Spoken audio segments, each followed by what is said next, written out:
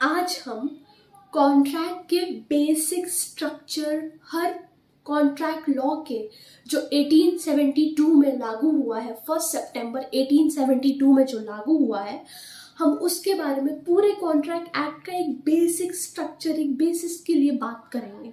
ठीक है, सबसे इम्पोर्टेंट पॉइंट जो चीज़ है उसके बारे में हम बात करेंगे। तो अगर बेसिक से हम शुरू करें तो पहले क्या होता है कि इसमें जो टोटल चैप्टर्स है ना, हम बोल सकते हैं जो टोटल चैप्टर्स हैं वो है एक्चुअली 11। ठीक है, टोटल चैप्टर 11 है, पर चैप्टर नंबर 7 और chapter number 11 of Indian contract act ripple हो गया है, मतलब अब नहीं है, खत्म हो गया है। ठीक है, चैप्टर 7 था सेल्स, ठीक है, सेल्स ऑफ गुड्स एक्ट, और ये था पार्टनरशिप एक्ट। कौन सा? Chapter number 11। तो अब अगर हम प्रेजेंट की बात करते हैं तो हमारे पास टोटल हुए 10 चैप्टर्स। ठीक है, अब अगर हम सेक्शंस की बात करते हैं तो सेक्शन हमारे पास है सेक्शन 238, टोटल सेक्शन है 238 ऑफ इंडियन कॉन्ट्रैक्ट एक्ट। तो पहली बात तो ये जो कॉन्ट्रैक्ट एक्ट है वो लागू कब हुआ? कब हुआ लागू? 1 सितंबर 1872 में लागू हुआ। इसके प्रियम्बल, कहने का मतलब इसका जो इस कॉन्ट्रैक्ट एक्ट का मेन पर्पस क्या है? क्या पर्पस है आप बताओ? इसका जो मेन पर्पस है ना वो है डिफाइन और अमेंड करना। ठीक है, कॉन्ट्रैक्ट के कुछ पार्ट्स को डिफाइन करना और उसको चेंजेस करते रहना, अमेंड करते रहना। ठीक है, तो define and amend the contract parts. ठीक है, the part of the contract, ये हमारे प्रियम्बल में लिखा हुआ है, कॉन्ट्रैक्ट एक्ट के प्रियम्बल में। ठीक है, तो इसमें टोटल 238 सेक्शंस है एज आई टोल्ड यू। तो ऐसे ऐसे करके हमारे जो, अब हम बात करते हैं कि टोटल कॉन्ट्रैक्ट है कितने हमारे पास। तो अगर हम टोटल कॉन्ट्रैक्ट की बात करते हैं तो हमारे पास, अगर हम देखें तो हमारे पास 2 टाइप्स ऑफ कॉन्ट्रैक्ट है। How many types of contract are there in our act? There are 2 types of contract. तो पहले तो हम बात करते हैं जनरल कॉन्ट्रैक्ट, जो सबसे किया गया। ठीक है, जनरली सबसे किया गया। और एक आता है हमारा specific contract. 2 types of contract है, जनरल और स्पेसिफिक। अब जनरल कॉन्ट्रैक्ट ना हमारा सेक्शन 1 से 75 में आता है, उसके बीच में बात करता है, सेक्शन 1 से 75। लेकिन जो स्पेसिफिक कॉन्ट्रैक्ट है वो भी हमारे 5 तरह के हैं। अब ये स्पेसिफिक कॉन्ट्रैक्ट कौन कौन से हैं? पहले 1 से 75 तो हमारा जनरल कॉन्ट्रैक्ट की बात कर रहा है। अब स्पेसिफिक कॉन्ट्रैक्ट कौन से हैं? Let's see. तो जो स्पेसिफिक कॉन्ट्रैक्ट है हमारे पास वो है स्पेसिफिक कॉन्ट्रैक्ट। ठीक है, तो हमारे पास पहला कौन सा आ जाता है? हमारे पास पहला आता है कॉन्ट्रैक्ट ऑफ इंडेमिनिटी। ये इंडेमिनिटी जिसको हम हिंदी में बोलते हैं क्षतिपूर्ति। ठीक है, इंडेमिनिटी हमको सेक्शन 124 में बोलता है, 124 में बात करता है, 124 एंड 125 आई कैन से। ठीक है, ऑफ कॉन्ट्रैक्ट एक्ट। तो इंडेमिनिटी क्या होता है? इंडेमिनिटी मतलब सपोज आपने मेरे बोलने पर, कहने का मतलब मैंने बोला कि आप इस सीढ़ी में चढ़ जाओ, मैं पकड़ी हूं, आप नहीं गिरोगे, भरोसा रखो, आप सीढ़ी पर चढ़ जाओ। ठीक है, आपने बोला नहीं नहीं मैं गिर जाऊंगा गिर जाऊंगा गिर जाऊंगा, मैंने बोला नहीं, भरोसा रखो, आप नहीं गिरोगे इस सीढ़ी से, मैं पकड़ी हूं ना, मैं नहीं गिरने दूंगी आपको इस सीढ़ी से।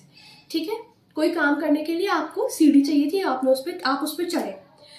अब फॉर एनी रीजन मैंने वो सीढ़ी छोड़ दी या कुछ भी किया, मैंने उस सीढ़ी को थोड़ा टेढ़ा मेढ़ा से हिलाना शुरू कर दिया, कुछ भी किया, या मेरी गलती के कारण, मेरे खुद की गलती के कारण आपको कोई हानि उठानी पड़ी। मतलब क्या हुआ? अगर मैं वो छोड़ दूंगी सीढ़ी तो आप गिर जाओगे।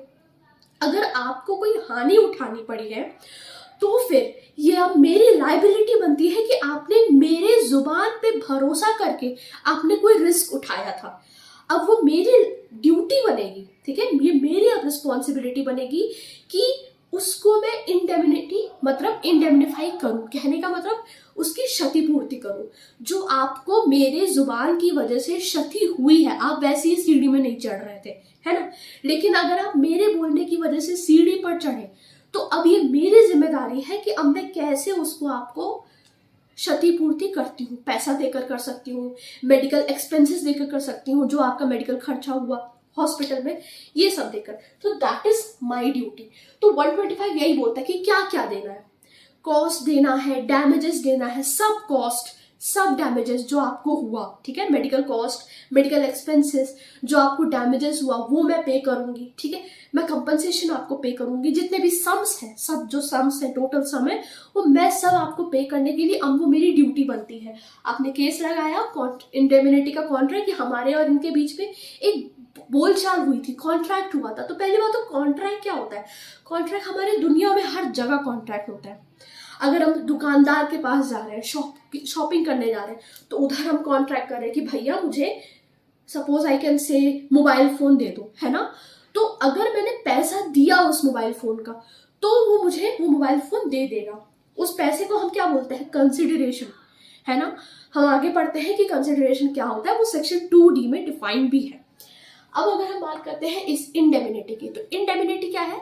125 सेक्शन बोलता है कि जिसके जुबान पे किसी एक दूसरे इंसान ने रिस्क लिया, तो उस इंसान का, और वो उस रिस्क को पूरा मतलब गिर गया, उसको चोट लग गई या किसी भी तरह की क्षति हुई, ठीक है, तो अब मेरा ये दायित्व बनता है या मेरी ये ड्यूटी बनती है कि अब मैं आपको क्षतिपूर्ति करूं।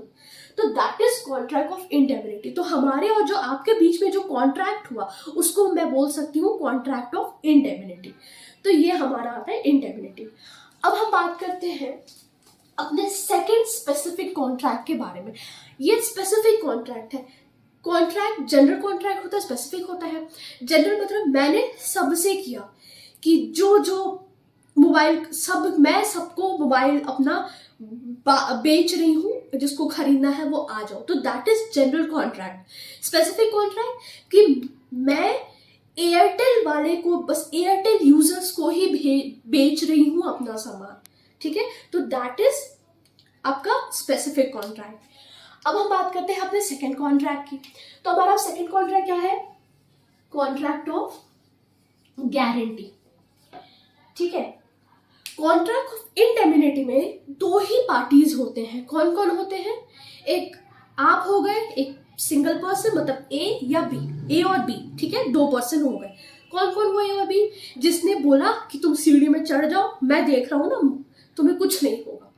जिसने जुबान पे भरोसा करके, ए ने बोला, और बी वो जो चढ़ गया और रिस्क उठाया उसकी जुबान पे भरोसा करके, और उसको फिर क्षति हो गई उसके जुबान पे भरोसा करके। तो जो कॉन्ट्रैक्ट ऑफ इंडेमनिटी जो मांगने आएगा क्षतिपूर्ति अपनी, उसके लिए, तो that is A and B, बस दो पार्टीज होते हैं कॉन्ट्रैक्ट ऑफ इंडेमनिटी में। पर गारंटी में ना 3 पार्टीज होंगे। अब वो 3 पार्टीज कैसे होंगी? गारंटी की बात करते हैं अगर हम, तो इसमें ये बताता है कि देखिए, ये है ए, ये है बी, हम इसको बोल सकते हैं प्रिंसिपल डेप्टर, ठीक है, ये हमारा आया प्रिंसिपल डेप्टर और ये हमारा आया क्रेडिटर। अब सपोज प्रिंसिपल डेप्टर मतलब जो उधार लेता है, जिसके पास पैसों की कमी होती है, वो किसी से उधार लिया, और क्रेडिटर मतलब बी ने ए को उधार दे दिया, क्रेडिट कर दिया उधार, ठीक है। अब जो ए है, ए के पास हो गई पैसों की कमी, ठीक है, उसके घर में कोई बीमार है, ठीक है, कोई भी बीमार है, उसके लिए अब उसको पैसा चाहिए। अब वो कहाँ से लाए भाई?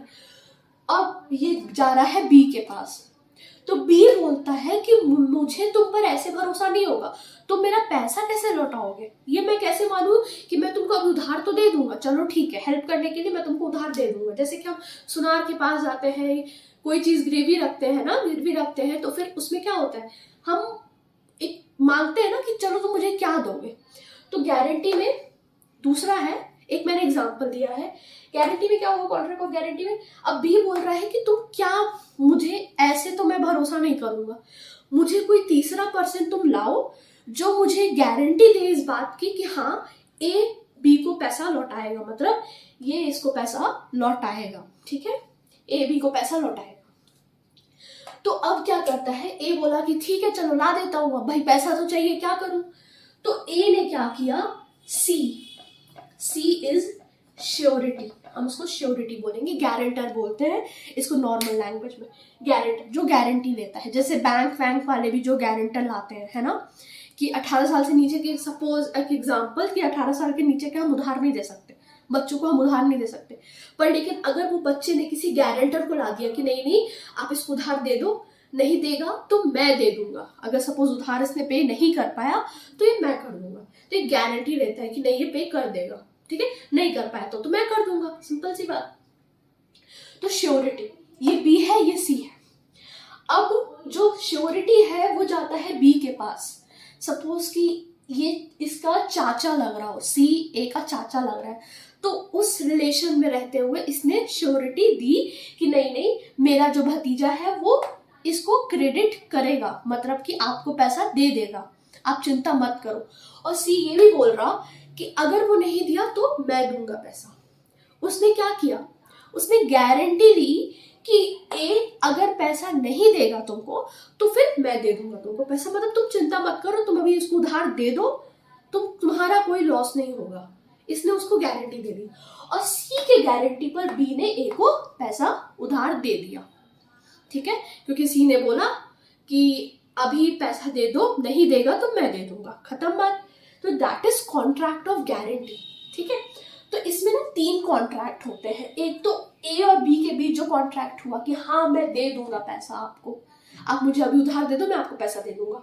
एक हुआ जो बी और सी के बीच कि भाई अगर ए पैसा नहीं देगा तो श्योरिटी दे देगा, चलो मैं दे दूंगा तुमको पैसा, अगर ए ने नहीं दिया तो प्रिंसिपल रेटर ने नहीं दिया तो मैं तुमको दे दूंगा, मूल रेडी जिसको कहते हैं हिंदी में।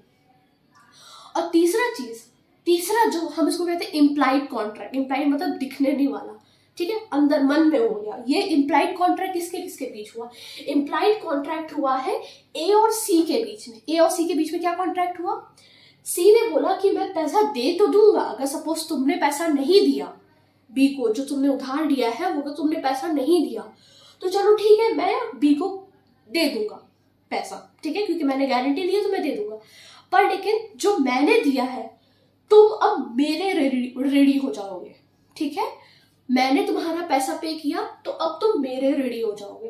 तो ये दोनों के बीच में जो कॉन्ट्रैक्ट होता है ना, हम उसको इम्प्लाइड कॉन्ट्रैक्ट बोलते हैं, इम्प्लाइड कॉन्ट्रैक्ट, ठीक है। 126 से ही बात करता है section guarantee of contract of guarantee के बारे में। तो ये हमारा होगा कॉन्ट्रैक्ट ऑफ गारंटी। ए और सी के बीच में जो कॉन्ट्रैक्ट हुआ हम उसको बोलेंगे इम्प्लाइड कॉन्ट्रैक्ट, ठीक है, कि सी जो है वो ये बोल रहा है कि मैं पैसा दे दूंगा बी को अगर तुमने नहीं दिया, लेकिन मुझे मेरा पैसा कहाँ से मिलेगा, तुम्हारी गारंटी लेने पर जो मैंने बेवकूफ़ी दिखा दी, अब मुझे तो मेरा पैसा चाहिए, तुम्हारे बोलने पर मैंने सोचा कि हाँ हाँ पैसा दे देगा, अब तुमने तो दिया नहीं, अब वो पैसा, मतलब कहने का मतलब बी हट जाएगा क्रेडिटर से, सी बन जाएगा, तो ए और सी में कॉन्ट्रैक्ट होगा कि सी भाई तुम दे दो, मतलब सी ने बी को सब्स्टिट्यूट कर दिया, प्रतिस्थापित कर दिया, उसकी जगह वो खुद बैठ गया बी की जगह सी, ठीक है। ये होता है हमारा कॉन्ट्रैक्ट ऑफ गारंटी। अब हम बात करते हैं तीसरे अपने कॉन्ट्रैक्ट के बारे में, ठीक है। तो तीसरा कॉन्ट्रैक्ट हमारा होता है कॉन्ट्रैक्ट ऑफ बेलमेंट।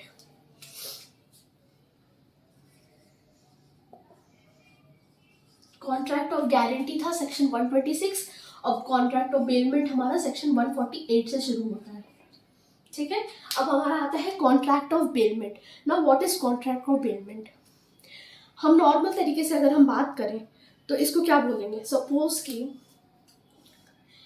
ए ने अपनी गाड़ी दी सर्विसिंग के लिए टू बी, मैकेनिक है बी, उसकी गाड़ी खराब हो गई है ना, ए ने अपनी गाड़ी सर्विसिंग के लिए दी बी को कि भाई तुम मेरा गाड़ी सही कर दो, गाड़ी सही कर दो, सर्विस कर दो मेरी, हर लोग करवाते हैं अपनी गाड़ी की सर्विसिंग।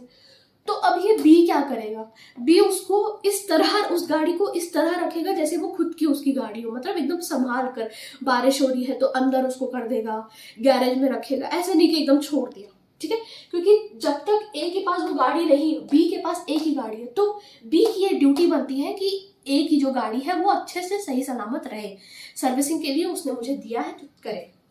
अब ए ने बी को अपनी गाड़ी क्या की, डिलीवर की है,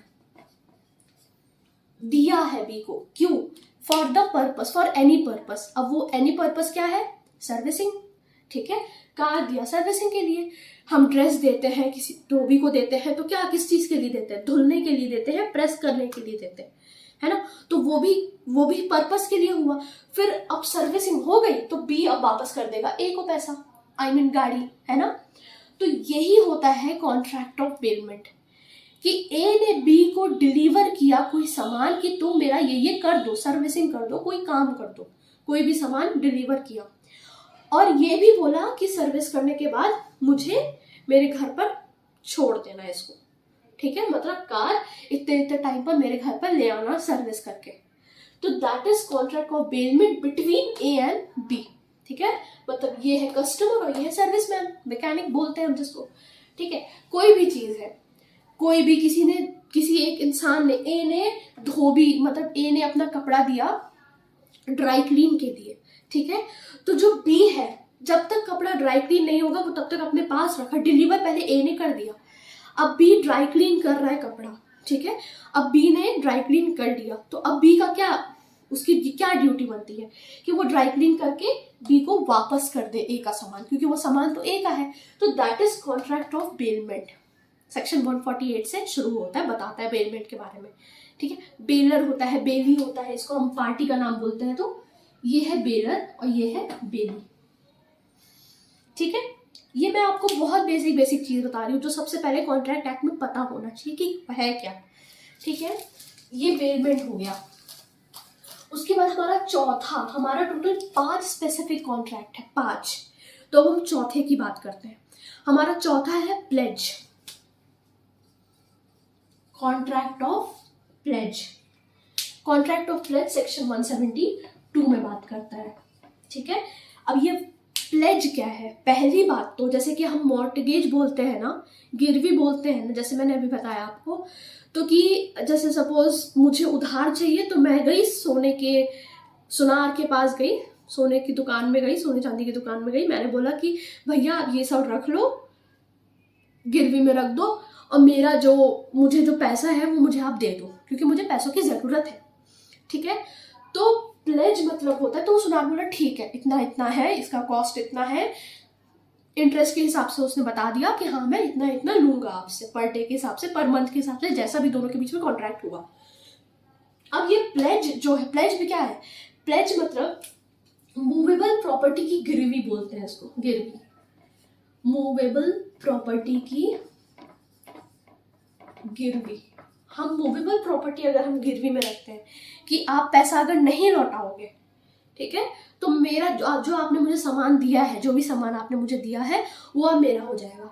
एक टाइप ऑफ, हम इसको कहते हैं कि भाई हम जैसे कॉन्ट्रैक्ट ऑफ गारंटी में पर्सन को यूज कर रहे थे एज अ गारंटर, लेकिन कॉन्ट्रैक्ट ऑफ प्लेज में हम एक चीज को यूज कर रहे हैं। अच्छा, जो प्लेज होता है वो मूवेबल प्रॉपर्टी के लिए होता है, पर जो मॉर्टगेज होता है सेक्शन 58 अगर हम बात करें, है ना, तो सेक्शन 58 हमारा इमूवेबल प्रॉपर्टी की गिरवी के बारे में बोलता है। होता दोनों वही है, पर प्लेज हमारा वही गिरवी होता है पर अपना मूवेबल प्रॉपर्टी के बारे में, और जो मॉर्टगेज होता है वो इमूवेबल प्रॉपर्टी की गिरवी के बारे में बात करता है। ये हमारा प्लेज होता है सेक्शन 172। अब हम बात करते हैं सेक्शन 182। कहने का मतलब एजेंसी। अब एजेंसी तो एज आई नो, शायद जहां तक मैं समझती हूँ कि सभी को पता होगा एजेंसी होती क्या है। एजेंसी क्या होती है कि जैसे कि सपोज ए है, ए एक होटल का ओनर है, ठीक है, ठीक है। बी आया कस्टमर बनकर, ठीक है। बी ने होटल मतलब रहने वहने वाला होटल, ठीक है। अब हम जहां पे हम रहते हैं, ठीक है, तो बी क्या बोल रहा है, बोला कि मुझे होटल की सर्विसेज बताओ कि होटल की क्या क्या सर्विसेज, आप क्या क्या प्रोवाइड करोगे, आप खाना प्रोवाइड कर रहे हो कि नहीं, रहने का कितना खर्च होगा, ये सब चीज आप मुझे बताओ कि कितना प्रोवाइड करोगे आप। तो फिर ए बोलता है कि आप एक काम करो, आप जाओ सी के पास और सी आपको सब कुछ बता देगा, जो भी आपको पूछना है कि कितना सर क्या क्या सर्विसेज है, क्या क्या आप प्रोवाइड कर रहे हो, खाना कैसे प्रोवाइड करोगे, कब कब आएगा, टाइम क्या है ना, हर चीज़ का। तो वो चीज़ आपको सब कुछ सी बता देगा। Now in this contract what is who is C? C is an agent of A. Agent क्या, हम इसको एक तरह से वो बोल सकते हैं कि जो जिसको रिप्रेजेंट करता है, हु रिप्रेजेंट हिज ओनर, वो होता है एजेंट। और जो दोनों के बीच में जो संविदा होती है हम उसको बोलते हैं कॉन्ट्रैक्ट ऑफ एजेंसी, है ना, एजेंसी की कॉन्ट्रैक्ट। ठीक है, ये होता है। अब जो सी है हम इसको नौकर की तरह भी बोल सकते हैं। ठीक है, तो जो नौकर है अपने जो मालिक को रिप्रेजेंट कर रहा है। ठीक है, सपोज ए ने कुछ बोला कि ये सामान बेचो, अब वो बेचो कौन सा, बेचने को क्या बोल रहा है, तो वो सी को बोलता है कि एक काम करो, जगह जगह जा जाकर इसको बेचो। तो दैट इज जो सी है वो होगा एजेंट ऑफ ए, क्योंकि वो ए को रिप्रेजेंट कर रहा है। कर वो खुद ही रहा है सब काम, पर वो ए को रिप्रेजेंट कर रहा है, तो इसको हम बोलते हैं एजेंसी, कॉन्ट्रैक्ट ऑफ एजेंसी। ठीक है, अब वो इसके सामने जाके सब कुछ होटल के जो भी फैसिलिटीज हैं, ठीक है, खाना पीना या जो भी अपना रहना सहना सब कुछ है, तो ये सब फैसिलिटीज जाके वो एक कस्टमर को बताएगा, मतलब बी। और ऐसा माना जाएगा कि वो ए ही बता रहा है, सी नहीं, वो ए ही बता रहा है। सी क्या कर रहा है, ए को रिप्रेजेंट कर रहा है, तो who represents its owner, that is known as agent, and that contract is known as contract of agency, that is defined under section 182 of Indian Contract Act 1872। तो इतना हमारा हो गया 5 स्पेसिफिक कॉन्ट्रैक्ट के बारे में। ठीक है, तो हमने 2 कॉन्ट्रैक्ट पढ़ा था, जनरल और स्पेसिफिक। जनरल होता है सेक्शन 1 से 75, स्पेसिफिक होता है, मैंने अभी भी 5 ठो बता दिया स्पेसिफिक कॉन्ट्रैक्ट के बारे में। कौन कौन सा होता है फिर से एक बार रिवाइज कर लेते हैं। स्पेसिफिक कॉन्ट्रैक्ट हमारा सबसे पहले अगर हम बात करें तो हमारा होगा कि कॉन्ट्रैक्ट ऑफ इंडेमिनिटी, फिर है कॉन्ट्रैक्ट ऑफ गारंटी, फिर है प्लेज, फिर उससे पहले है बेलमेंट, फिर है उसके बाद एजेंसी। ठीक है, तो ऐसे ऐसे करके पूरा है। अब हम उसका सेक्शन भी याद कर सकते हैं। Contract of indemnity 124, contract of guarantee 126, contract of अपना बेलमेंट है 148, contract of pledge 172 and contract of agency is 182। ठीक है, ये हमारा हो गया इंडियन कॉन्ट्रैक्ट एक्ट। अब कॉन्ट्रैक्ट होता क्या है वो मैंने ऑलरेडी आपको बता दिया। ठीक है, उसमें टोटल सेक्शंस होते हैं 238, उसमें 2 चैप्टर रिपील्ड है। ठीक है, sales of goods act and sales of good act और पार्टनरशिप एक्ट। ठीक है, चैप्टर नंबर 7 एंड 11।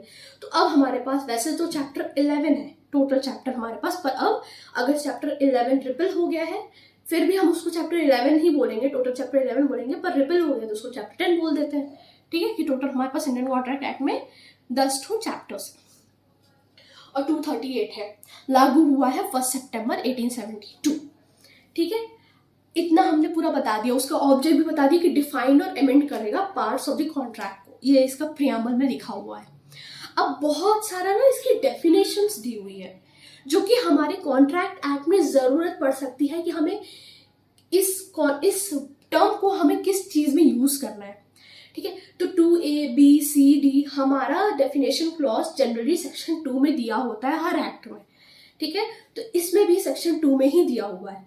अब 2A है, 2B है, 2C है, 2D है, ऐसे ऐसे करके हमको याद करना होगा कि 2A में क्या बोलता है, 2B में क्या बोलता है, 2C में क्या बोलता है, D में, E में, F, ऐसे करके पूरा दिया हुआ है हमारा। तो अगर हम बात करते हैं 2A की, तो 2A हमको प्रपोजल के बारे में बोलता है, प्रस्ताव, ऑफर जिसको हम कहते हैं, है ना, कोई भी चीज का प्रपोजल मतलब कि एक पर्सन ने अपनी इच्छा जाहिर की है कि तुम मेरे से ये पेन खरीदो, अगर खरीदना चाहो तो खरीदो। ठीक है, लीगल मैनर में उसने कम्युनिकेट किया है, अपना इच्छा उसने जाहिर की है बी के सामने या सबके सामने कि जो मेरी ये पेन खरीदेगा उसको ये होगा, ये पेन बहुत अच्छी है, ये पेन बहुत डार्क लिखती है, ये मिट्टी नहीं है, एक बार लिखा गए तो लिखा गए, जो भी अपना लोग ऐड करते हैं, है ना। तो ये होता है प्रपोजल। ठीक है, अब प्रपोजल भी हमारे पास ना बहुत सारे काइंड्स हैं, बहुत सारे क्या, हम इसको 3 से 4 काइंड्स बोल सकते हैं। तो पहला जैसे कि हम प्रपोजल की बात करते हैं तो जैसे कि काउंटर प्रपोजल होता है, क्रॉस प्रपोजल होता है, इन्विटेशन टू प्रपोजल होता है, ये सब प्रपोजल होते हैं। ठीक है, तो जैसे अगर हम काउंटर 2A बात करता है, ठीक है।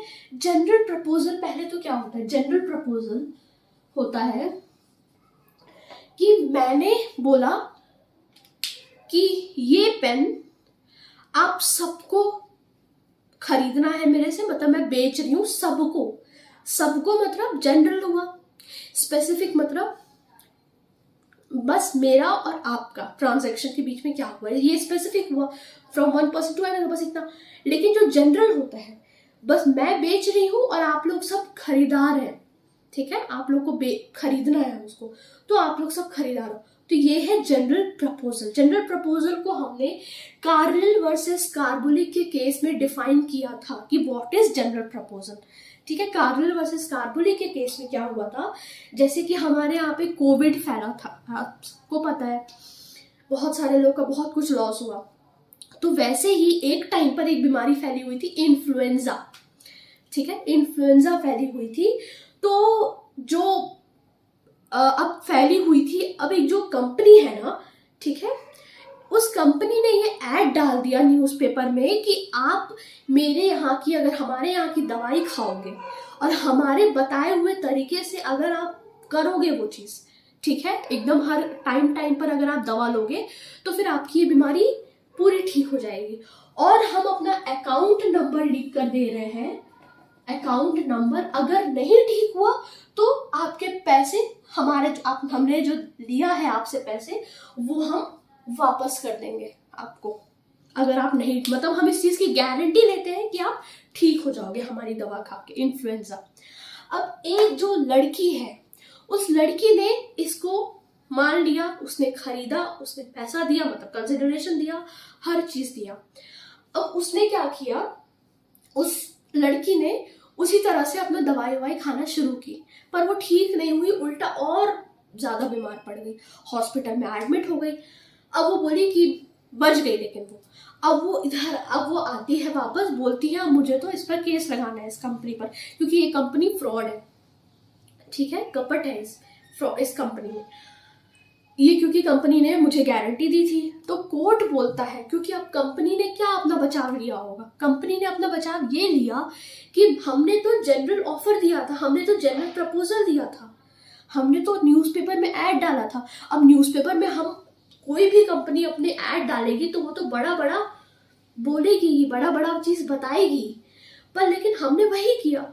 अब सामने वाले ने उसको विश्वास करके हमारे उसमें आया, तो फिर ये हमारी क्या गलती। कंपनी का काम होता है बड़ी बड़ी चीज बोलना, ताकि सामने वाला इंटरेक्ट हो हमारी तरफ, ठीक है, वो हमारे कंपनी से इम्प्रेस्ड हो, ताकि वो हमारे कंपनी का जो प्रोडक्ट है वो खरीदे। वो तो हम, हर कंपनी का काम है, हर कंपनी करती है।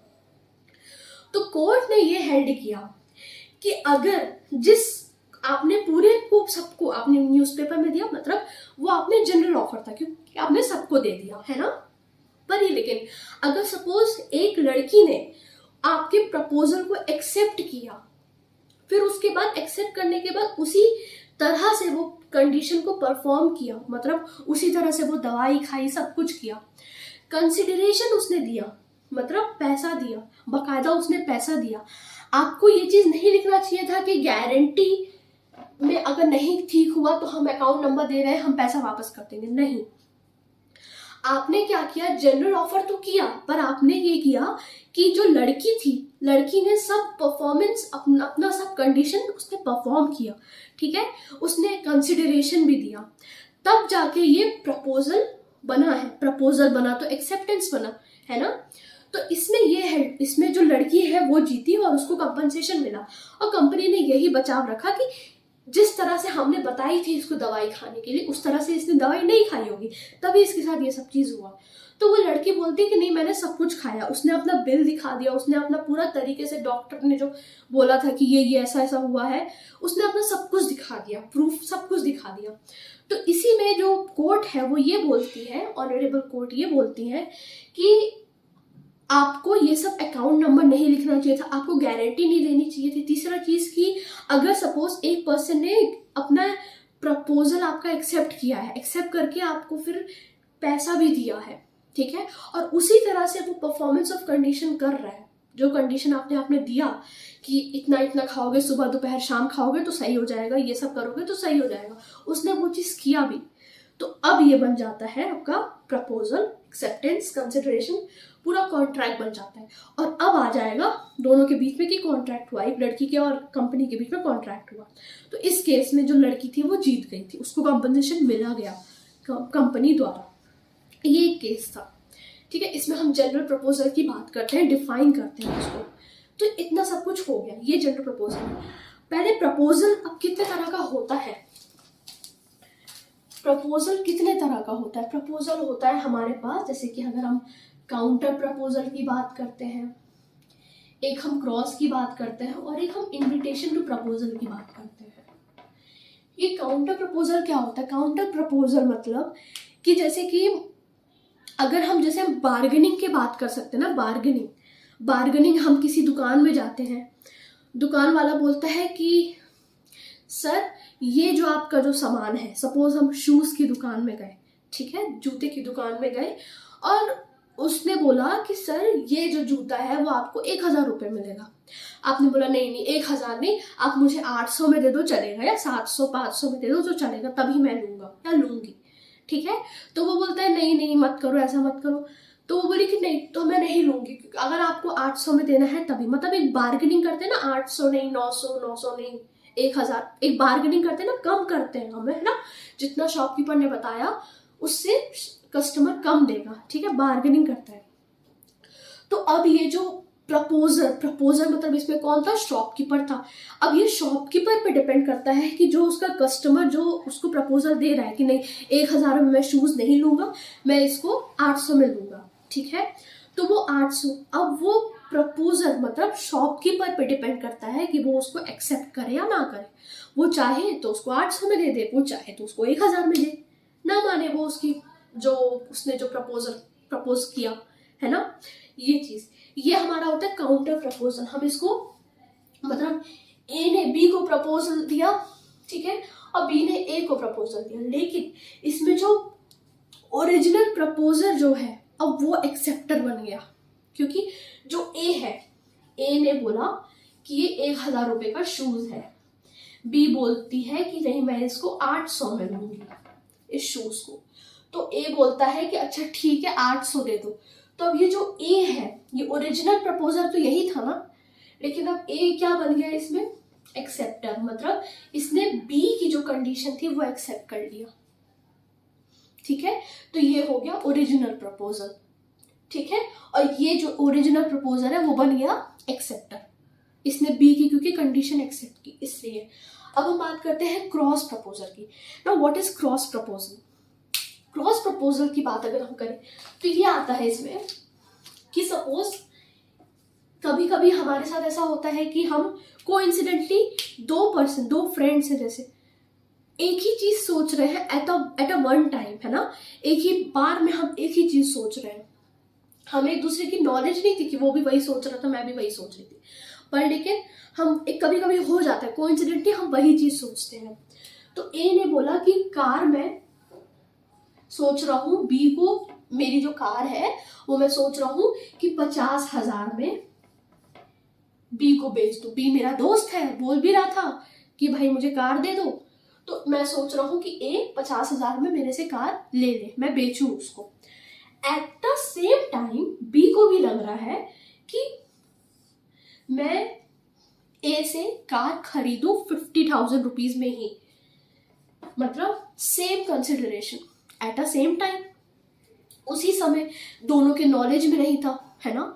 तो अब क्या, ये जो क्रॉस हुआ मतलब कि इसकी जो चिट्ठी है वो ए के पास जा रही है और ए की जो चिट्ठी है वो बी के पास जा रही है, तो that cross is known as cross proposal.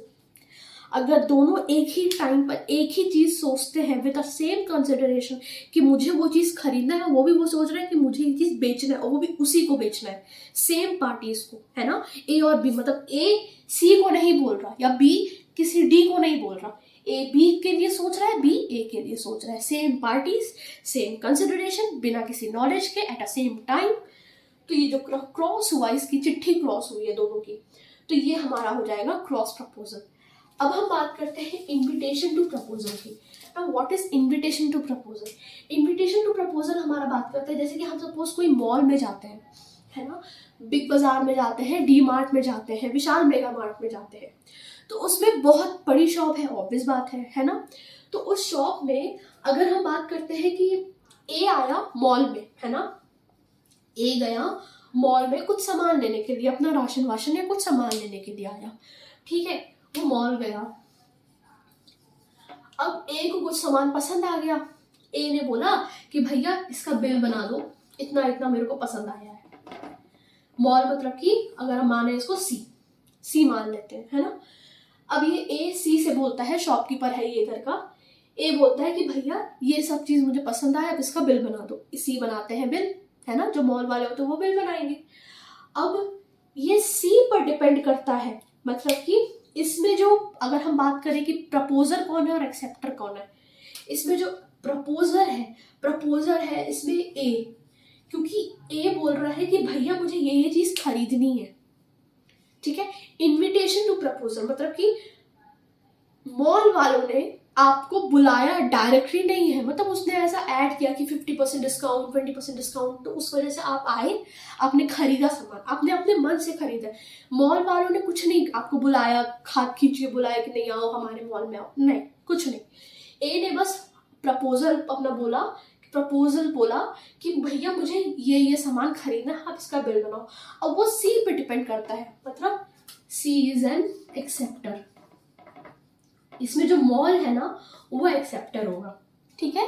और इनविटेशन टू प्रपोजल यही होता है, मतलब ए प्रपोजर है, सी एक्सेप्टर है। ए बोल रहा है कि भैया इसका बिल बनाओ, ठीक है, बना सकते हैं, क्योंकि ए बोल रहा है कि मुझे आपके दुकान का ये सामान खरीदना है, क्या आप मुझे बेचोगे। तो ये इनविटेशन टू प्रपोजल हुआ। सी का मन करेगा वो बेचेगा, नहीं मन करेगा नहीं बेचेगा, खत्म बात, मॉल है। तो ये आता है हमारा इनविटेशन टू प्रपोजल। ये हमारा प्रपोजल के बारे में बात हो गई, है ना। कम्युनिकेशन हमने किया, सिग्निफाइज किया, ठीक है। ए ने बी को बोला कि आप मेरा ये पेन खरीदो, तो बी ने बोला कितने रुपए का, बोलता है 20 रुपए का, तो बी बोलता है ठीक है, ठीक है। तो ये हुआ प्रपोजल, और बी जो हुआ वो हो गया एक्सेप्टर। तो टू बी अब क्या बात करते हैं, टू बी एक्सेप्टेंस के बारे में। टू ये हमारा प्रपोजल, टू बी हमारा एक्सेप्टेंस के बारे में बात करता है। एक्सेप्टेंस कौन, जो बी, जिसने एक्सेप्ट किया, एक्सेप्टर जिसको कहते हैं। इसमें ना दो पार्टीज होती हैं, प्रपोजर और एक्सेप्टर के कॉन्ट्रैक्ट में दो पार्टीज होती हैं। वो दो पार्टी कौन कौन, एक होता है ए, एक होता है बी।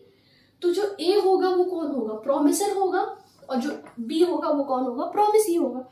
मतलब ए ने प्रॉमिस किया कि मैं तुमको पेन बेच रहा हूं, ठीक है, मैं तुमको बेचूंगा। बी ने बोला ठीक है मैं तुमको पैसा दे दूंगा, ठीक है, कंसिडरेशन दे दूंगा। तो ये हुआ दो पार्टीज के बीच में कम्युनिकेशन, ठीक है। तो इसमें हमारा प्रॉमिस के बारे में भी बात करता है, ठीक है। 2C हमको पार्टीज के बारे में ही बताता है कि इस कॉन्ट्रैक्ट में पार्टीज कितनी सारी होती हैं। तो एक प्रॉमिसर होता है, एक प्रॉमिसी होता है, समझ गए। प्रॉमिसर मतलब जो प्रपोजर है, और प्रॉमिसी मतलब जो एक्सेप्टर है, ठीक है, ये खत्म हो गया। अब आता है 2D। 2D होता है कंसिडरेशन। कंसिडरेशन मतलब प्रतिफल, जितने देर से मैं अभी बोल रही हूँ ये चीज, पैसा देना। मतलब अगर ए ने अपनी पेन बेची है, ठीक है, ए ने अपनी पेन बेची, तो वो कितने रुपए में बेची है बी को, तो बी अगर वो पैसा पे करेगा तभी ना ए उसको बेचेगा, वो नहीं तो वो किसी और को बेचे, फिर बी को बेचने को क्यों।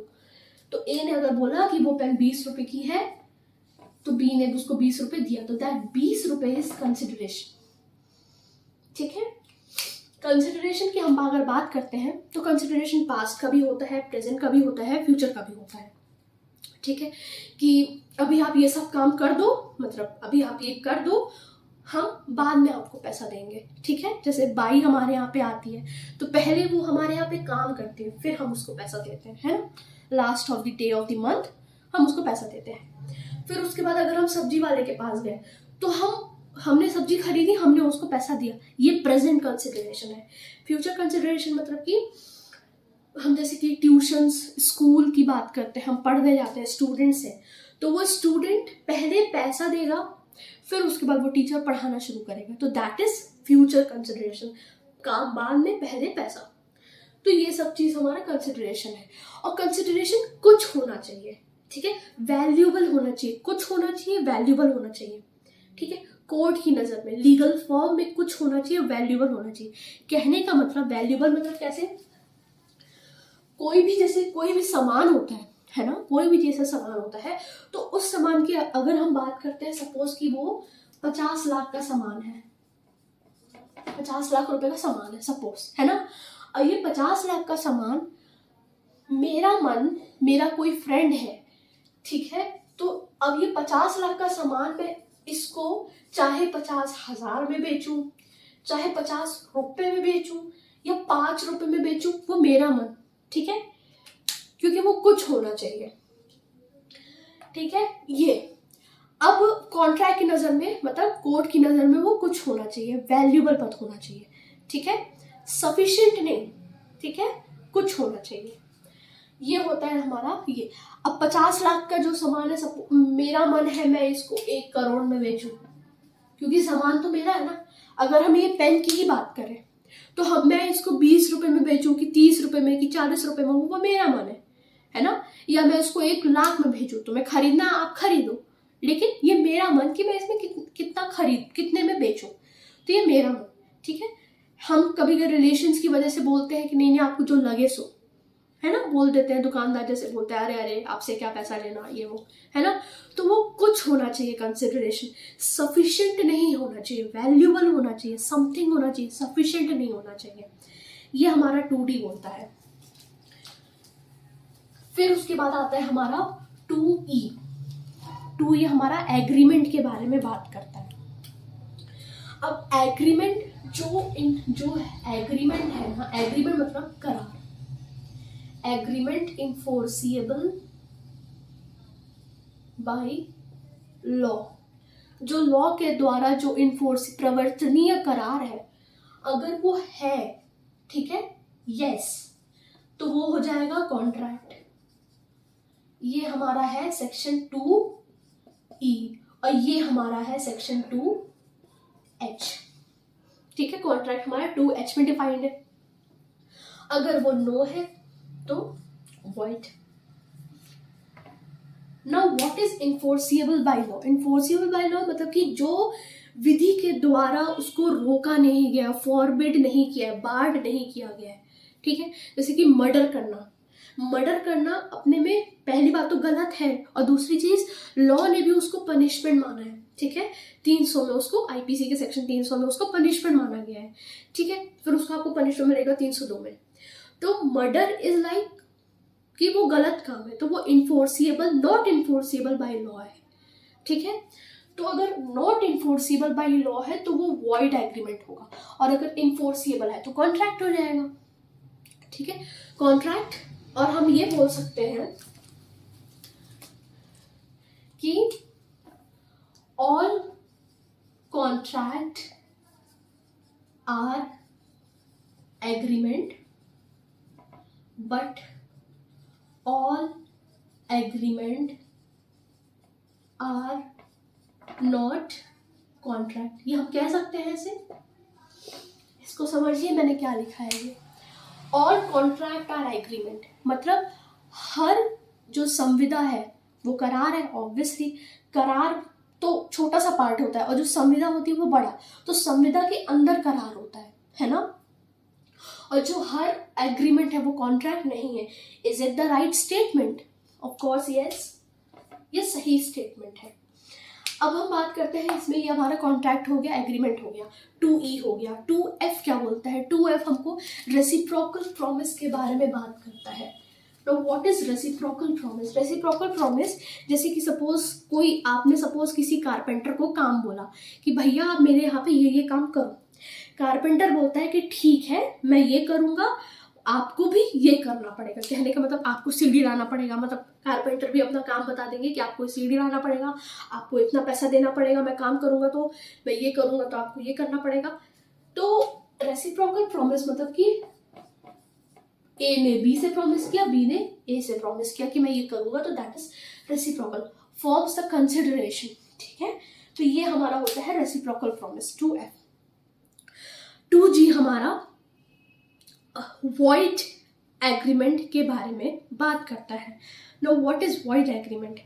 वॉइड एग्रीमेंट हमारा जैसे बोलते हैं उसको कि जो अभी हमने बात किया था वॉइड एग्रीमेंट के बारे में। Now what is void agreement is कि जो करार enforceable not enforceable bye law, मतलब वो गलत है। वॉइड एग्रीमेंट्स को हम कहते हैं वो गलत है ना। वो कभी कॉन्ट्रैक्ट बन ही नहीं सकता, दैट इज रॉन्ग, ठीक है। नॉट इन्फोर्सिबल बाय लॉ और फॉरबिडन लॉ बाय लॉ और बार्ड बाय लॉ और एनीथिंग, ठीक है। तो that is void agreement. 2G हो गया। फिर 2H हमारा कॉन्ट्रैक्ट के बारे में बात करते हैं, जो मैंने अभी बताया कि an agreement which is enforceable by law is contract. और 2G हमारा वो जो वॉइड एग्रीमेंट है, तो वो वॉइड एग्रीमेंट क्या होता है? An agreement which is not enforceable by law is void agreement. तो हमारा 2G हो गया, 2H हो गया, 2I हमारे वॉइडेबल कॉन्ट्रैक्ट के बारे में बात करते हैं ना। What is voidable contract?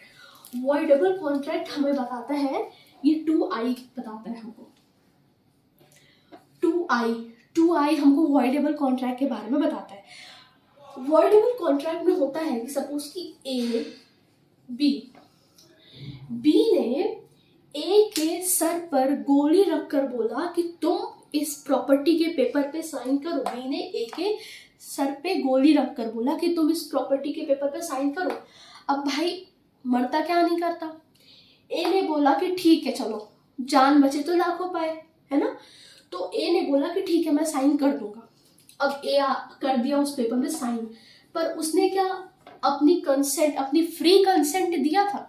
नहीं दिया था। क्यों नहीं दिया था? क्योंकि बी ने उसको डराया था, धमकाया था कि तुम प्रॉपर्टी पे साइन करो ना तो फिर मैं तुमको गोली मार दूंगा। तो भाई ए इस डर के मारे उसने साइन नहीं किया प्रॉपर्टी के पेपर, उसने साइन कर दिया प्रॉपर्टी के पेपर में। पर लेकिन अब वॉइडेबल कॉन्ट्रैक्ट क्या होता है? वॉइडेबल कॉन्ट्रैक्ट मतलब कि जिसके साथ ये बीती है, ए के साथ बीती है ना, मतलब ए विक्टिम है, बी हम बोल सकते हैं एक्यूज्ड, है ना। तो जो ए है वो ए क्या करेगा, अब जा सकता है कोर्ट। उसके पास दो ऑप्शन है, या तो वो भूल जाए जो उसके साथ हुआ, हाँ भाई तुम ले लो प्रॉपर्टी, तुमको जितना लेना तुम ले लो, साइन वाइन कर दिया, भूल गया वो साइन करके, उसको कोई मतलब ही नहीं है प्रॉपर्टी से भी, वो भूल गया तो कुछ नहीं, तब तो फिर वो वैलिड एग्रीमेंट है। अगर वो डरा के भी किया तो वो वैलिड एग्रीमेंट है, ठीक है।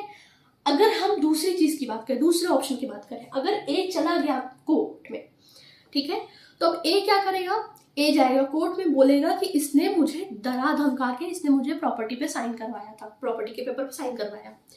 तो कोर्ट क्या बोलेगा, ठीक है, अब हम इसको वॉइडेबल कॉन्ट्रैक्ट घोषित कर देते हैं, इसको ये वॉइड हम घोषित कर देते हैं, क्योंकि ये असल में कोई एग्रीमेंट है ही नहीं, क्योंकि डराना धमकाना, ठीक है, अपने डोमिनेंट पोजीशन का यूज करना, दैट इज अनड्यू इन्फ्लुएंस, कपट करके आपने किसी के प्रॉपर्टी पे साइन कराया, मिसरिप्रेजेंट करके प्रॉपर्टी पे साइन कराया, ठीक है, या मिस्टेक ऑफ फैक्ट या मिस्टेक ऑफ लॉ की वजह से आपने साइन कराया पेपर पर, तो उसमें क्या होता है, वॉइडेबल कॉन्ट्रैक्ट होता है कि उसमें ए के पास दो ऑप्शन है, या तो वो भूल जाए, उसके साथ जो हुआ छोड़ दे, वो क्या कोर्ट जाना, और दूसरा ऑप्शन ये कि कोर्ट जाके वो उसको वॉइड घोषित कराए। तो वॉइडेबल कॉन्ट्रैक्ट वो होता है जिस कॉन्ट्रैक्ट में जिसके साथ बीती है, at the option of one party के पास ये ऑप्शन है कि वो उस कॉन्ट्रैक्ट को जाके वॉइड डिक्लेयर कराए बाय दी कोर्ट, तो दैट इज वॉइडेबल कॉन्ट्रैक्ट, शून्य करणीय संविदा। और शून्य करणीय संविदा तब तक वैलिड रहती है जब तक ए डिक्लेयर ना करा दे कोर्ट के द्वारा कि भाई इसने मेरे को डरा धमका के कराया था काम, ठीक है, तब तक वो वैलिड रहेगी। जैसे ही उसने डिक्लेयर करा दिया, उसने बस प्रूफ कर दिया कि इसने मेरे को डरा धमका के करवाया था काम, कोएर्शन, प्रपीड़न बोल सकते हैं, तो ये आता है हमारा सेक्शन 15 में। तो अगर इसने वो प्रूफ कर दिया ए ने, तब फिर ये जो कॉन्ट्रैक्ट होगा तो ये हो जाएगा वॉइडेबल कॉन्ट्रैक्ट, ठीक है, वॉइड कॉन्ट्रैक्ट, वॉइड एग्रीमेंट, खत्म। इतना हमारा आता है। फिर वॉइड के बारे में भी मैंने बता दिया अभी, वॉइड मतलब शून्य, उसको शून्य घोषित करा दो, which is not enforceable by law, it is void. इतना सब कुछ हो गया। अब उसके बाद बहुत सारे, जैसे अगर हम सेक्शंस की बात करें तो बहुत सारे, जैसे कि कम्युनिकेशन व्हेन कंप्लीट बोलता है, जब एक पर्सन का इंटेंशन और इफेक्ट पता चलता है कि उससे उसके एक्ट या ओमिशन से उसका इफेक्ट क्या है, तो उससे कम्युनिकेशन पता चल जाएगा, सेक्शन 3। सेक्शन 4 बोलता है कि कम्युनिकेशन कब खत्म हुआ, कहने का मतलब प्रपोजर के अगेंस्ट कब खत्म हुआ, एक्सेप्टर के अगेंस्ट कब खत्म हुआ। सेक्शन 5 है revocation of proposal and acceptance. तो रिवोकेशन ऑफ प्रपोजल और एक्सेप्टेंस में क्या है कि मतलब रिवोकेशन मतलब होता क्या है, कैंसिल कर देना प्रपोजल और एक्सेप्टेंस को। अब इसमें हम बात करते हैं ना राइटर्स की, मतलब राइटर नहीं, हम उसको बोले लॉर्ड्स। बहुत सारे लॉर्ड्स ने, मतलब अंग्रेजों ने बहुत सारा चीज डिक्लेयर किया था, ठीक है, कि क्या क्या होता है। जैसे कि एंसन ने डिक्लेयर किया था कि एक बार अगर प्रपोजल हुआ और एक बार अगर एक्सेप्टेंस हो गया तो प्रॉमिस बन जाएगा, ऑब्वियस बात है ना, proposal plus acceptance is equal to promise, ठीक है। हम इसको नहीं बोल सकते, चलो ठीक है, ये वाला मैं बाद में बताती हूँ, पहले proposal plus acceptance is equal to promise हो जाएगा। तो एंसन ने यही बोला था कि अगर एक बार आपने ये दोनों कर लिया, एक बार आपने प्रॉमिस कर लिया, तो promise can not be revoked, proposal and acceptance can be revoked, पीछे जा सकते, कैंसिल हो सकता है, लेकिन जो प्रॉमिस है वो एक बार आपने कर दिया वो अब रिवोक नहीं हो सकता। एंसन, ठीक है, ये एंसन का कथन था, लॉर्ड एंसन का कथन था। फिर उसके बाद आता है ना Stowell, Lord Stowell. Lord Stowell बोलता है कि contract is not a kind of joke. Contract किसी से करना, मैं तुम्हें गाड़ी दूंगा, तुम मेरे को 50 लाख रुपए दो, ऐसे ही मजाक में तुमने बोल दिया। तो स्टोवेल ने बोला कि कॉन्ट्रैक्ट जोक नहीं है, करना है सीरियसली करो, ना तो मत करो। स्टोवेल का ये कथन था। तो हमने अभी कौन कौन सा पढ़ा, एंसन का पढ़ा, स्टोवेल का पढ़ा, फिर उसके बाद एक आता है हॉकिंस। हॉकिंस ना हमें वेजिंग के बारे में बताता है।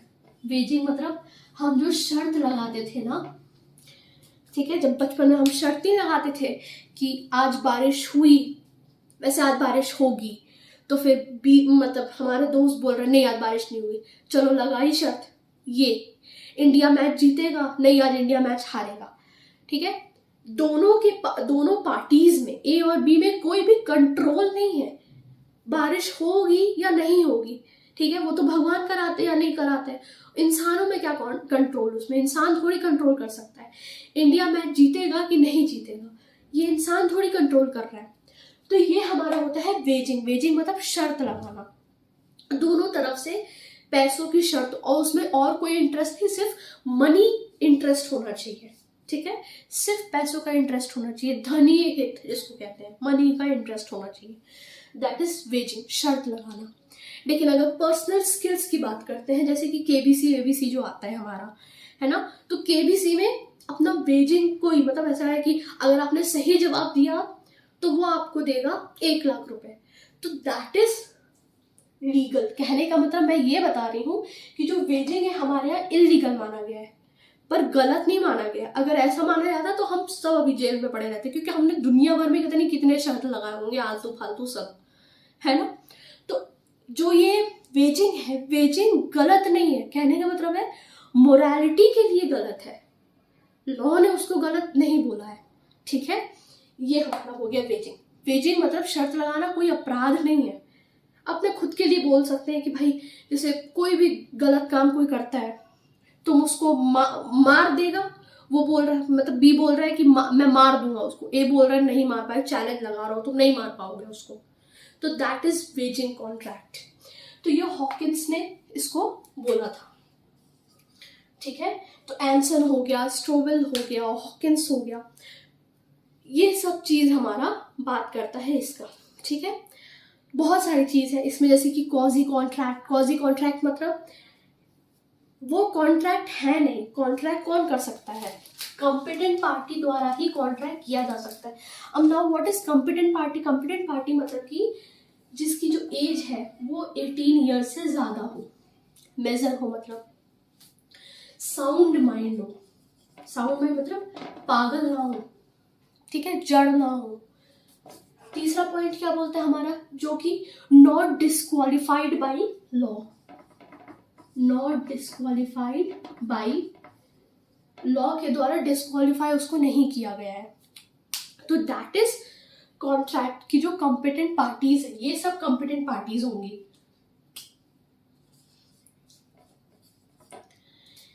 ए एक माइनर है, ठीक है, लेट्स से वो 15 ईयर्स ओल्ड है, और जो बी है वो भी है, अब मान लो कि 14 ईयर्स ओल्ड, ठीक है। ये दोनों के बीच में कोई तरह का कॉन्ट्रैक्ट हुआ या कोई तरह का एग्रीमेंट हुआ, ये लोगों ने कॉन्ट्रैक्ट किया है 15 साल के बच्चे और 14 साल के बच्चे ने, तो is it a valid contract? Of course not. क्यों नहीं किया? क्योंकि वो 18 साल के नीचे का है। इन दोनों में से कोई एक पागल है तब कॉन्ट्रैक्ट कर दिया, not valid contract, not disqualified by जो लॉ है। मतलब अगर डिस्क्वालीफाई कर दिया गया लॉ के द्वारा, ठीक है, तो जैसे कि हम 18 साल के नीचे को वो नहीं कर सकते, तो ये डिस्क्वालीफाइड कर दिया गया है इनको लॉ के द्वारा, ठीक है, गलत। मतलब जिसको हम कहते हैं कि जो हम बोलते हैं ना कि जिसके पास पैसा नहीं है, मतलब जो निवाला हो, जो उसका खत्म हो चुका है पैसा, तो बैंक भी उसको बोलती है कि अब हम आपको कोई पैसा नहीं देंगे लोन में, ठीक है, क्योंकि तो अब तुम देने ही लायक नहीं बचे हमको लोन, अपना रीपे करने लायक नहीं बचे, तो उसको खत्म कर देता है वो कॉन्ट्रैक्ट। तो नॉट डिस्क्वालिफाइड बाय लॉ वही होगा कॉम्पिटेंट पार्टी, ठीक है। ये सेक्शन 11 में बताता है ऑफ कॉन्ट्रैक्ट एक्ट। तो इसमें कुछ कुछ चीजें और हैं, जैसे कि अगर हम बात करें सेक्शन 15, 16, 17, 18, 19, 20, ये सब की अगर हम बात करते हैं, छोटे छोटे शब्दों में बताती हूँ मैं। 15 होता है हमारा कोएर्जन। कोएर्जन मतलब प्रपीड़न। मतलब प्रपीड़न क्या, जैसे कि धमकी देकर किसी से काम करवाना, जैसे मैंने अभी भी बताया कि इस प्रॉपर्टी के पेपर पे साइन करो, नहीं तो फिर मैं तुमको मार डालूंगा, ठीक है, धमकी देकर साइन करवाना, तो दैट इज कोएर्जन, ठीक है। अब हम दूसरी बात करते हैं, कोएर्जन हो गया, ये हमारा सेक्शन 15 में बात करता है। फिर हमारा सेक्शन 16 है अनड्यू इन्फ्लुएंस। अनड्यू इन्फ्लुएंस मतलब कि ए है, ये बी है, ए है डोमिनेंट पोजीशन में, मतलब उच्चतर स्थिति, और ये है सर्विनेंट पोजीशन, मतलब निम्नतर स्थिति, ठीक है। ये सपोज हम इसको बोल सकते हैं फादर, और हम इसको बोल सकते हैं सन, ऑब्वियसली है ना, डोमिनेंट पोजीशन फादर है और सन है सर्विनेंट पोजीशन में। अब ऐसा कभी होता नहीं है, पर सपोज अगर पिता सही नहीं है, ठीक है, तो ए क्या करे, ए क्या करता है कि उसको अपने पोजीशन का वो देखकर कि मैं पापा हूं, मैं पिता हूं ना, मैं सही कर रहा हूं जो करूंगा, तो बी बोलता है कि ठीक है। तो ए ने क्या किया, एक प्रॉपर्टी पे साइन करा दिया अपने पोजीशन का मिसयूज करके। दोनों का विश्वास का संबंध था, फादर एंड सन दोनों का विश्वास का संबंध था। उस विश्वास के संबंध को यूज करके, डोमिनेंट पोजीशन को मिसयूज करके उसने एक प्रॉपर्टी के पेपर पे साइन करवा दिया, तो ये हो जाएगा हमारा वॉइडेबल कॉन्ट्रैक्ट। वॉइडेबल क्यों बोल रही हूँ मैं, जो भी 15, 16, 17, 18, 19, 20 जो हम बात कर रहे हैं, अभी सेक्शन की बात करेंगे, तो ये सब में हमारा आता है कि अगर जो वॉइडेबल कॉन्ट्रैक्ट है, मतलब कि जैसे इसके साथ बुरा हुआ प्रॉपर्टी में, इसने इसके साइन करवा दिया, ठीक है, उसकी प्रॉपर्टी थी और इसने साइन करवा दिया, तो बी के पास अब ये ऑप्शन है कि जाइए कोर्ट और इसको वॉइड डिक्लेयर कराए, ठीक है। जैसे सेक्शन 15 में जिस पर्सन के साथ प्रपीड़न हुआ वो डिक्लेयर कराए। कोएर्जन में ये भी बोलते हैं कि अगर आईपीसी में भले ही धमकी देना ऑफेंस हो या ना हो, ये महत्वहीन है, इमैटेरियल है, ये कोई फर्क नहीं पड़ता कि वो आईपीसी में दंडनीय था या नहीं था, लेकिन अगर उसने कुछ गलत काम करके प्रॉपर्टी में साइन करवाया, प्रॉपर्टी के पेपर में, तो जो बी है वो जा सकता है कोर्ट और उसको वॉइड डिक्लेयर करा सकता है। जब तक नहीं कराया तब तक वैलिड एग्रीमेंट हो जाएगा। ये हो गया हमारा अनड्यू इन्फ्लुएंस। फिर उसके बाद हमारा आता है फ्रॉड। फ्रॉड मतलब कपट, हिंदी में अगर हम बात करते हैं तो फ्रॉड मतलब होता है कि मुझे, आपने जो मेरे से पूछा उस सच्चाई के बारे में मुझे पता था, लेकिन फिर भी मैंने आपको नहीं बताया, ठीक है। आपने मेरे से कुछ भी चीज पूछा, मैं उसको छिपा कर दिखा रही हूँ। आप मेरे यहाँ पे दुकान में आए कपड़ा देखने के लिए, अब जहाँ से कपड़ा फटा है मैं उसको आपको ऐसे कपड़ा ऐसे ऐसे करके दिखा रही हूँ, तो आप बोले वाह बड़ा अच्छा, बहुत अच्छा है, जबकि मुझे पता है मैं झूठ बोल रही हूँ और मैं आपको दिखा रही हूँ क्योंकि आप मेरा कपड़ा खरीद लो, बेच रही हूँ मैं तो आप खरीद लो, तो ये मैं आपसे फ्रॉड कर रही हूँ, ठीक है। अब वही चीज अगर हम, ये सेक्शन 17 बोलता है, अब हम मिस रिप्रेजेंटेशन की अगर हम बात करते हैं, दुर्व्यपदेशन इसको कहते हैं, तो ये हमारा आता है सेक्शन 18 में। सेक्शन 18 हमको बोलता है कि मुझे नहीं पता था कि जो मैं बोल रही हूँ वो झूठ है, मुझे ऐसा लगा कि वो सच है, I believe it to be true, जो मैंने फैक्ट बोला वो मुझे लगा कि वो सच है, तो दैट इज मिस रिप्रेजेंटेशन। और फिर भी मैं आपसे बोल रही हूँ, मैं आपको मिस रिप्रेजेंट जरूर कर रही हूँ, पर मेरा वो इंटेंशन नहीं था कि आप मिस रिप्रेजेंट हो, पर फ्रॉड में इंटेंशन। तो इसलिए इसमें ना जो स्टेटमेंट मेकर होता है, कथन करता, उसका इंटेंशन बताता है कि दैट इज फ्रॉड और मिस रिप्रेजेंटेशन। फ्रॉड कब, अगर पता था कि मैं जो बोल रही हूँ वो झूठ बोल रही हूँ, तो दैट इज फ्रॉड। पर मिस रिप्रेजेंटेशन, मुझे नहीं पता था कि मैं जो बोल रही हूँ वो झूठ बोल रही हूँ, ठीक है, फिर भी मैं बोल रही हूँ, सही समझ के उसको बोल रही हूँ, क्या पता किसी तीसरे ने मुझे वो चीज बताया कि नहीं वो सच है, तो that is miss representation and that is about कि वो मिस रिप्रेजेंटेशन है, सेक्शन 18। अब जैसे कि अगर हम बात करते हैं 15 सेक्शन मतलब कोएर्जन, 17 मतलब फ्रॉड, 18 मतलब मिस रिप्रेजेंटेशन। तो ये सब जो वॉइडेबल कॉन्ट्रैक्ट जो डिक्लेयर होगा वो कहाँ डिक्लेयर होगा, सेक्शन 19 में वॉइडेबल कॉन्ट्रैक्ट डिक्लेयर हो जाएगा। और वॉइडेबल कॉन्ट्रैक्ट कहाँ डिफाइंड है, 2I में, है ना, ये सेक्शन 19 में डिक्लेयर हो जाएगा वॉइडेबल कॉन्ट्रैक्ट। और जो सेक्शन 16 है अनड्यू इन्फ्लुएंस, सेक्शन 90A में, मतलब उसका इफेक्ट, इन तीनों का इफेक्ट सेक्शन 19 और इसका इफेक्ट होगा सेक्शन 19A, तो ये हो जाएगा वॉइडेबल कॉन्ट्रैक्ट।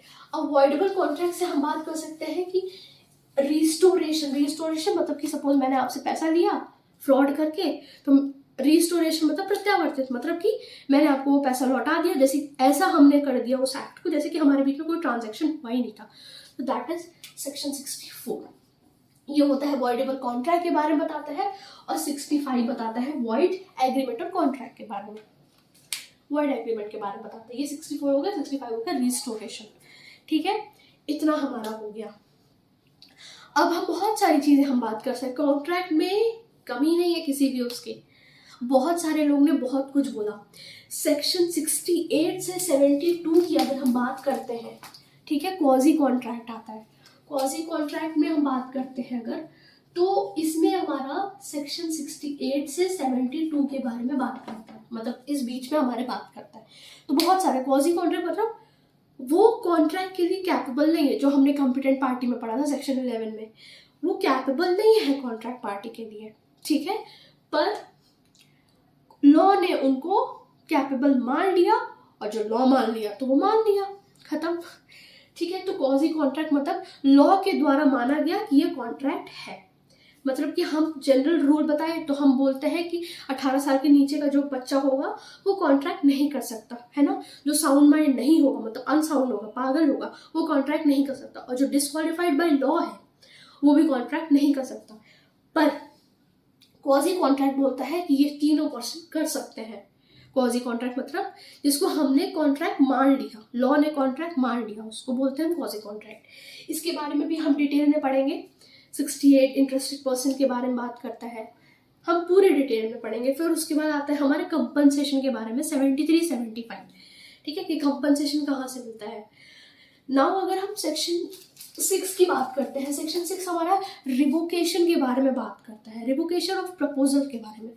तो जैसे कि रिवोकेशन ऑफ प्रपोजल 4 तरीके से होता है, जैसे कि बाय कम्युनिकेशन, सपोज प्रपोजल मैंने दिया आपको कि मैं आपको अपनी कार बेचूंगी, अब मुझे नहीं बेचना वो कार, तो मैंने आपको कम्युनिकेट कर दिया कि भाई मुझे नहीं बेचना, कम्युनिकेशन ऑफ नोटिस से बता दिया कि अब मुझे वो कार नहीं बेचना, तो हो गया खत्म।